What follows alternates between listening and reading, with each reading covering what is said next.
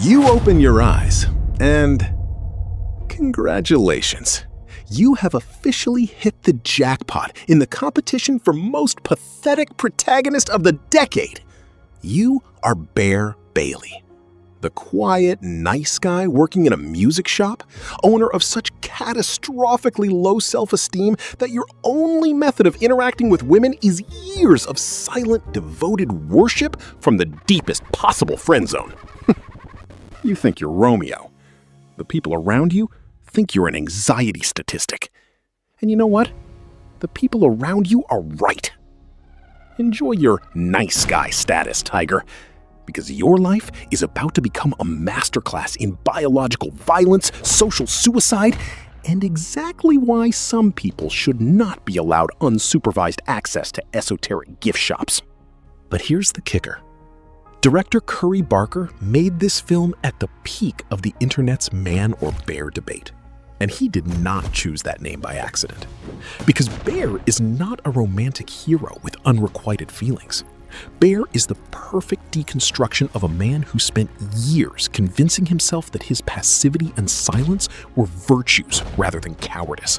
A man who genuinely believes that love is not a conversation between two people, but a commodity you can purchase in a candle shop for the price of a cheap souvenir. You are not a victim of circumstance. You are the architect of a catastrophe who laid every brick himself and called it fate. Every single time. If you thought your main problem was the absence of a Giga Chad jawline or a sports car, you were wrong. That would be too simple. Your main problem is cowardice elevated to a life philosophy. You have known Nikki for years. For years, you stand behind the counter, picking records for her, memorizing her tastes, her laugh, her habit of touching her earring when she's nervous. For years, you have exactly one chance to say 3 words. I like you. 3 words. Even the most hopeless freshman manages 3 words. But not you. Because an honest rejection is more terrifying than no answer at all. Because in your value system, maybe is infinitely better than no. And that value system is where the ending begins. Instead of a conversation, you walk into an esoteric shop and buy a one-wish willow wand. Not an ancient artifact from a pharaoh's tomb, not a relic claimed from fire. A knick-knack with a price tag. A fragile little twig in cellophane, sold between aromatherapy candles and good luck crystals. And you snap it and whisper, I want Nikki Freeman to love me more than anyone in the world. Congratulations. You just performed a forced ideological lobotomy on a person you allegedly loved. You didn't confess your feelings. You stole them. You didn't ask her to choose you. You canceled her right to choose at all. The difference between romance and what you just did is the difference between an embrace and a pair of handcuffs. And you chose the handcuffs because an embrace could be pushed away. The wish is granted instantly. Nikki looks at you and something new ignites behind her eyes. Something wrong. This is not infatuation. Infatuation is warm, unfocused, a little embarrassed. What you see in her eyes is fixation. Clinical, total, leaving no room to breathe. Magic is not a rom-com. Magic is vault tech in a fantasy setting.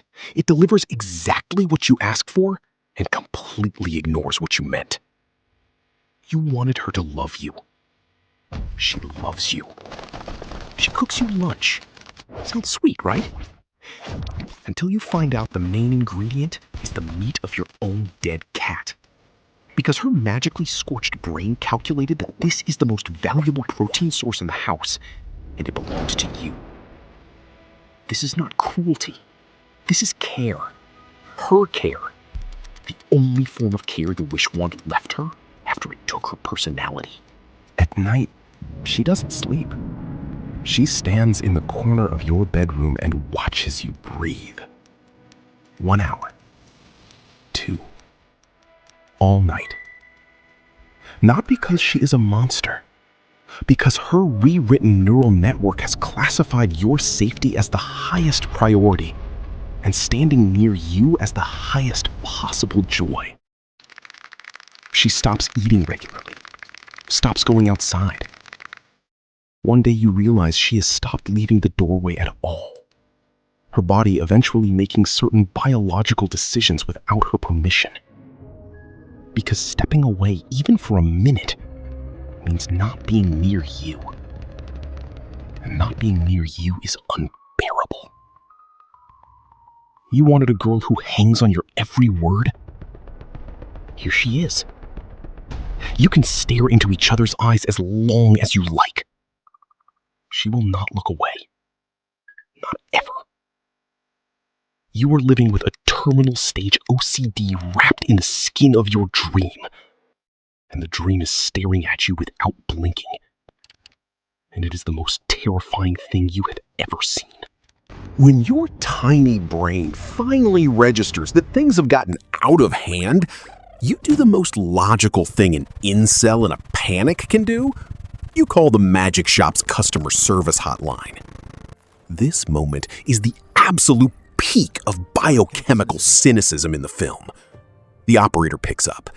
The voice is tired, matter of fact, like someone who was explained a return policy for the 5th time this shift at a supermarket checkout. He informs you that returns are not accepted, that every wish comes with a terms of service agreement, that you agreed to the conditions the moment you snapped the twig. And no, I didn't read the fine print is not a legally valid objection. There is only one exit: clinical death. Either the subject or the object. Either she dies or you do. No third option, no appeals. Customer service closes at 6 p.m. And this is the moment, not before, exactly this moment, you understand what you have done. Because through the magic, through the rewritten synapses and the burned out identity, the real Nikki breaks through for 1 single second. She is crying. She looks at you and says the only thing she can still ask for. Kill me, Bear. I can't take this. And what do? You refuse. Not because you love her. Not because you believe there's another way out. You refuse because you are terrified of taking responsibility. Terrified of making a decision with no retreat.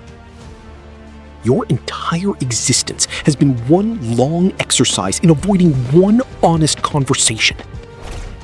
And now you are avoiding one honest choice. You are the personnel class D of your own life.